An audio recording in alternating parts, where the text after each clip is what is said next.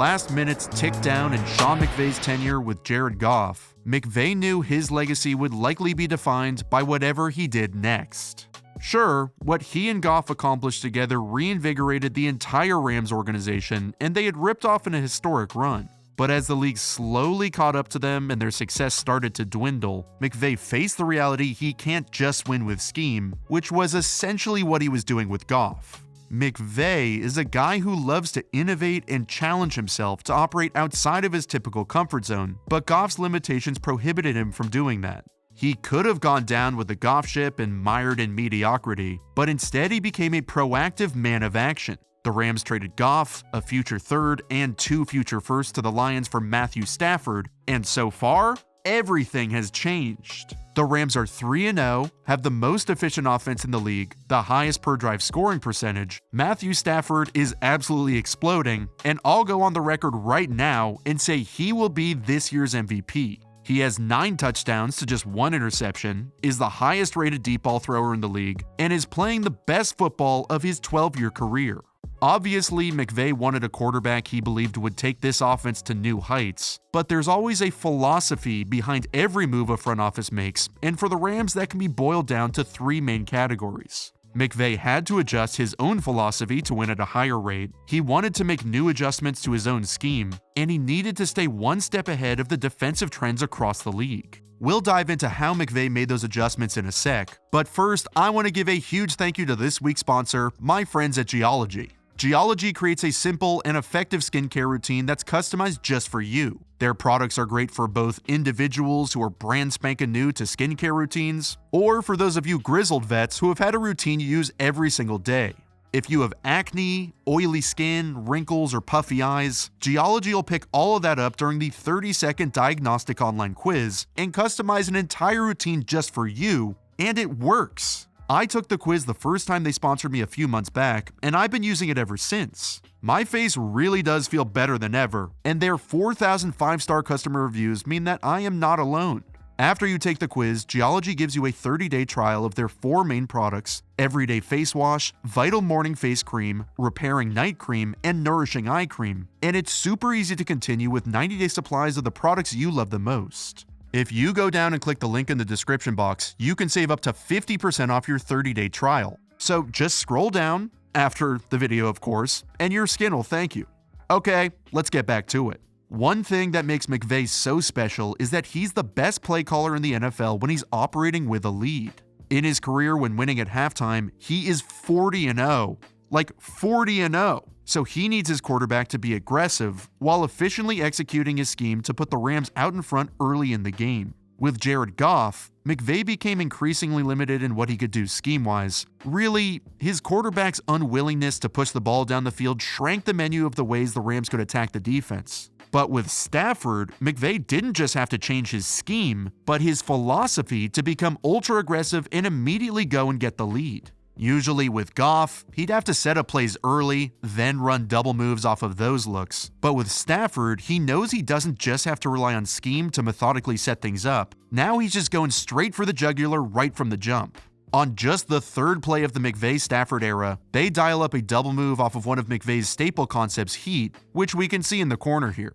Typically, the Rams run what they call burner, a play we've broken down plenty of times before, which consists of a corner route to run off coverage with a deep cross to replace that open space. So the Rams want the Bears to think that's what's happening. With the Bears' 2-eye coverage, which the whole league is moving towards, the weak safety is ready to pounce on the deep over, and the strong safety is ready to bracket the deep corner. But when Van Jefferson breaks back to the post, the Bears are completely fooled.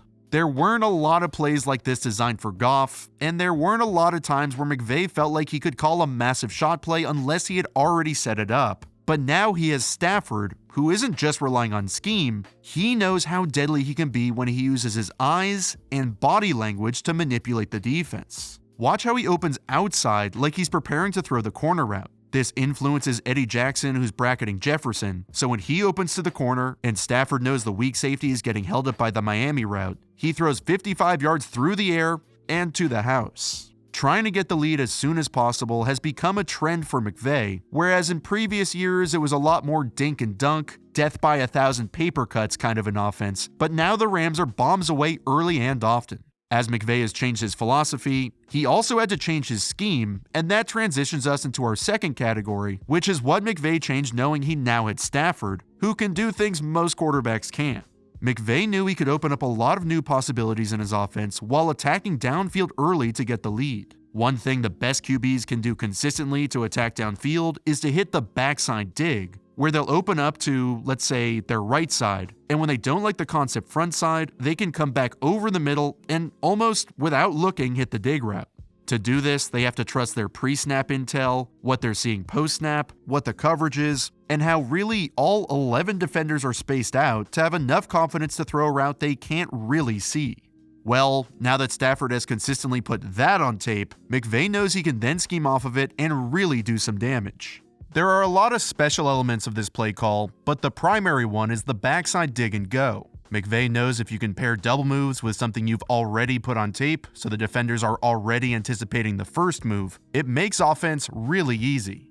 The thing is, if you are running these double moves, you have to be able to hold up in protection, which makes what the Rams are doing that much more impressive. They are operating out of empty formations with nobody in the backfield, which includes after the snap, more than anybody in the league. Actually twice as much as anybody in the league. But they are still frequently hitting these deep passes, and Stafford is 34th in the league in pressure rate. What they do to ensure a clean pocket is chip the tight end and or running back to help out on both the ends. Then both of them release outside to hold any defenders underneath, so it's the best of both worlds from a pass protection and conceptual standpoint. Before we move on, let's take one last look here and analyze the route concepts to see how McVay sets up our next play. On the three-man side, Tyler Higbee is chipping the end, then going to the flat. Robert Woods is running kind of a stop route to hold the coverage, and Cooper Kupp is running the corner. Then on the other side, the running back is also in the flat, and Jackson's running that dig and go.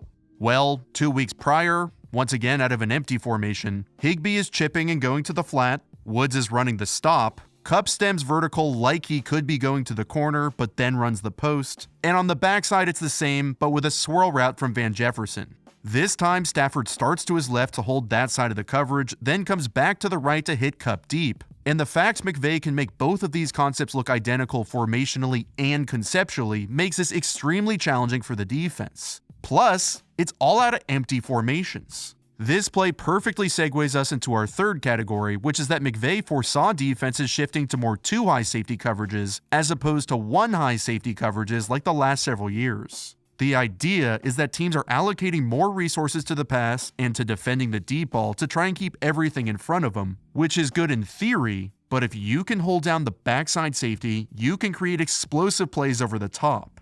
This style of offense lends itself to the Staffords and Aaron Rodgers of the world, who not only have big arms, but are willing to hold the ball even when it means they're probably going to get hit, and are also more aggressive and willing to take chances late in the down.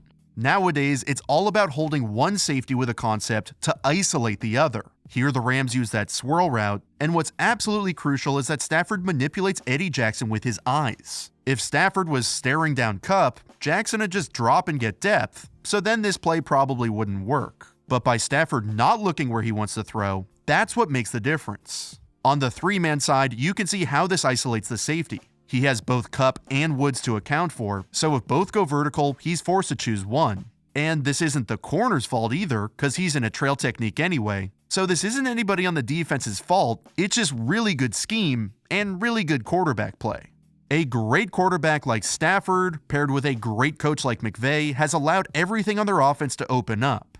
Average players are good players are great, and Cooper Kupp has been the primary beneficiary. Another longtime staple of McVay's system has been the weak side choice concept, where Kupp will usually be matched with a linebacker or safety if it's zone coverage. When the Rams position their tight end and running back outside and they're matched by cornerbacks, Stafford can be confident it's zone coverage since you'd never match corners on those positions. The Colts have a pseudo bracket on Kupp with the safety and linebacker and are expecting him to run his option route. But this year, more than ever, Kupp has been deployed as a vertical threat, and when he fakes outside, then flies upfield, the safety isn't anticipating that whatsoever and eats some Lucas Oil turf. The new-look Rams offense is off to an incredible start, and while there will be some inevitable bumps in the road, they're not going to slow down much at all. There is not a lot of answers for Stafford and these receivers when you allow him to bomb the ball down the field over and over, and McVay is good enough to mix in easy looks and stuff underneath to open up every blade of grass on the field. Goff could execute this scheme well, and then after a few years he started to fall off. But Stafford can not only execute it at a very high level, but transcend it with all the skills and talent he possesses. McVay knew with Stafford at quarterback, he could finally change his philosophy and start games in all-out attack mode. He knew he was ready to innovate his scheme like he does every year, but that he couldn't go further with Goff. And he knew he needed to stay out in front of the two high coverages taking over the defensive landscape. Good coaches and organizations don't rest in mediocrity. They aggressively work to get better. And if they have to take big swings to do so, then so be it. And that's exactly what the Rams have done. Now after 3 weeks, the expectations have been reset and the potential for this team has become sky high. Matthew Stafford, MVP. Sean McVay, Coach of the Year. And the Los Angeles Rams, Super Bowl or bust.